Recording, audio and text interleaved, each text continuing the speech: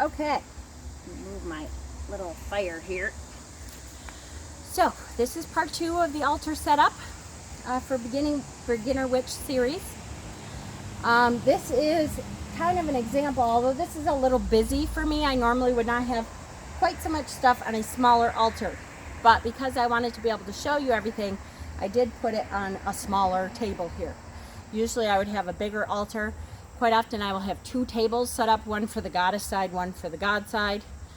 Or I have a much bigger area to work with usually. Because I do use stuff in my rituals. Candles and offerings and that kind of thing. So you don't have to though. And we'll go over rituals. I'm going to try to do that as the next part, kind of some example rituals, how to start a ritual, casting circle, calling quarters, that kind of thing. So that'll be up next, but I want to start with the altar setup. Okay, so as I said, the left side of my altar I reserve for the goddess stuff, and the right side of my altar is reserved for the god stuff. That's just how I feel. I feel on my left hand side, and it might be partly because I'm left-handed, that I feel more connected to the left side of the altar. I do face my altar to the north. That may just be my ADD, because when I first started, I started out Scott Cunningham was the first book that I got, and so to me, because I started out with Earth, the north, facing the altar that way, that's just kind of, it's like a how I grew up kind of thing, you know. That's when I started in paganism, that's what I was told and that's what I was taught, and the people that that mentored me felt that you face the altar that way also. So that's the way I face my altar. I think as another part of that is, if I know if my altar is facing north, then I remember where north is. Because sometimes, you know, I have had to stop and look at my little app that I got on my phone, or I have since gotten a couple different compasses to know where due north was. So, even though this altar is not right now facing due north, that's why my element candles are a little bit skewed, because due north for me is this way. So, the left side of my altar is the goddess side.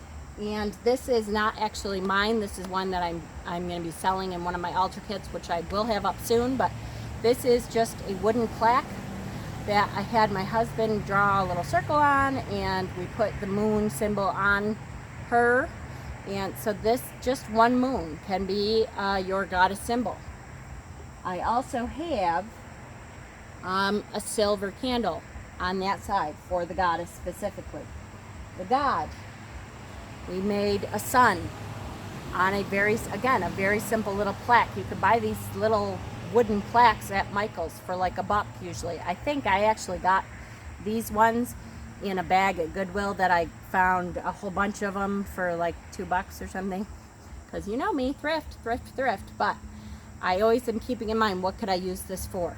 So this is the God symbol for this altar. And I have put a gold candle on the right side of the altar. So for my elements, now often I actually should have brought out, I have these little plastic jewels that look like diamonds, but they're just plastic. And I set them up on, usually I put them around my pentacle, is how I do it, and face the green one for earth and the red one for fire, and it's kind of yellow and rainbowy to the right for east, air, and then the blue one for water.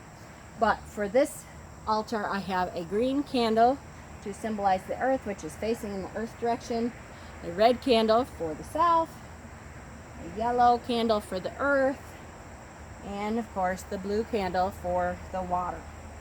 So now I have separated out my symbols, and you'll see you want to know where earth, the directions are, because part of starting that ritual is calling the quarters in. It's called calling the quarters. You're going to call the guardians of north, of earth, in to help you with your ritual, and of all the elements. all of the directions. Okay, so what else do I have on here? On the goddess side, I have a cauldron, which for me, I normally, unless I have a separate cauldron for something, there's certain rituals that I would have, like maybe Beltane, I may have my cauldron filled with water and wildflowers, in which case I would have a separate censer for incense. But I make my own incenses for each Sabbath. So I burn them in my cauldron, and that's what I use my cauldron for. We have the bell is on the goddess side. A wand, that is on the goddess side. The offering bowl with water is on the goddess side. And then the pentacle is in the middle. My pentacle is clay. It holds a candle in the middle, very often based on the ritual. So like the next ritual Sabbath we have is Mabon. So I have these little apple candles. And because apple is a great symbol for Mabon, I will have my little apple candle probably in the middle of this to represent that Sabbath. Okay, on the God side. Oh, also, just in the middle, I have, and none of the books talked about this time, although I think they do at some point when they get to the ritual. I have gotten several, this is a candle snuffer. And I have gotten several candle snuffers because I was taught, and don't ask me by who, I don't know if I read it in books or what, but it depends on what kind of spell or ritual you do. But during ritual especially, I don't ever blow out my candles during ritual because we have drummed up all this energy, and we have pulled energy in from the gods and goddesses and from the guardians of the different elements. And if you blow those candles out, all the energy that you built up, you're blowing away. And that's how I was taught. So I always snuff my candles as opposed to blowing the energy away, because you have built up that energy, you want it to stay. That's how I was taught. Now you can use a whole lot of different things to snuff your candle. You can use a pair of pliers, metal pliers, and just snuff out the wick. You don't have to have a fancy snuffer, but I find that candle snuffers are usually extremely cheap at thrift stores. So I have one for like every holiday. Just because I usually pay like $1 or less for really cute. Sometimes they're brass, sometimes this one has an apple on it. And again, I don't know, because Mabon is coming, I thought about, the little apple. But so I always have a candle snuffer on my altar. I also pull in crystals, either quartz clusters, which they kind of enhance any energy that you are creating, or I have specific crystals that have to do with the Sabbath that I'm working on that day. On the left side of the altar is your athame. Again, here's another example of an athame. This one is a little bit more elaborate and detailed. I do not use this athame for anything other than ritual work. So I have several different athames I use. I have the offering bowl of salt, the athame, gold candle, and the sun or the god symbol. So this is just an example of, I also usually will have some kind of dish for an offering. Depending on the Sabbath, you have different offerings. Like we just went through Lunasa, I had we made a bread with braids in it and stuff. It was really beautiful, and so we broke that off and offered that to each of the people that we had celebrating with us, and then we left an offering outside for the god, animals, fae, whoever decided they picked that up. Okay. So that is the example, guys. Hopefully you have learned a little bit from this. If you have any questions, let me know. Someone had asked me, and I do want to get to, I would love to try to do a whole video of questions. Someone had asked me, what's the minimum amount of stuff that you think you should have to properly work your path? And the minimum amount of stuff, I will say, is 0.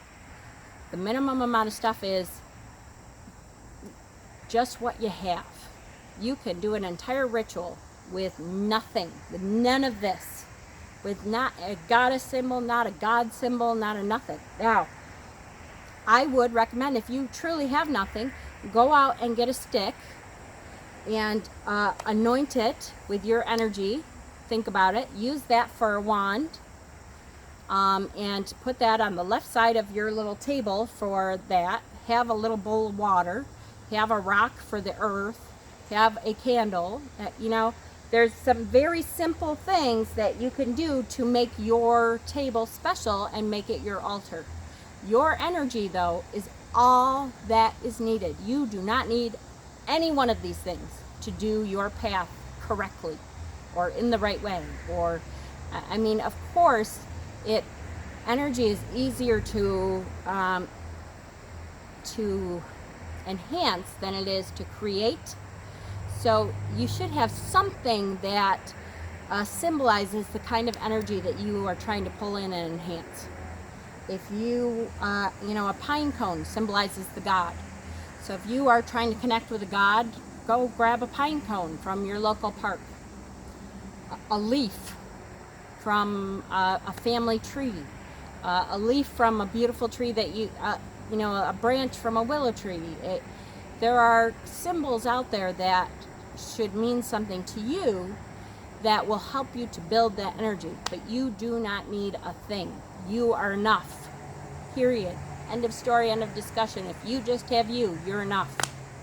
So don't forget that. But I will continue to do these videos.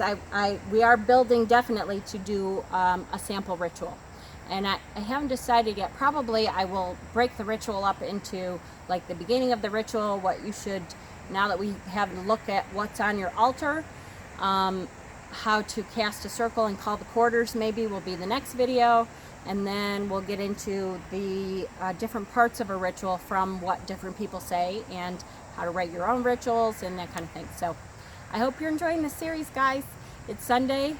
You know, let it go and start your week afresh. I had a sickly kind of week, the end of the week and the first part of the weekend. So I'm going to be resting probably some, but I will definitely keep continuing to do my videos for you guys. I'm really glad that people are enjoying them. And I'm getting a lot out of them too, so blessings. Start your week out wonderfully. We have, let's see, it'll be the 4th now. So we have until the 19th, I believe, before Mercury goes back out of retrograde. So hang in there. I'm going to make myself a new mojo bag because mine didn't do that much for me last week. So I'm just going to increase the energy in it and switch things out a little. Blessings, blessings. Hope everything is well.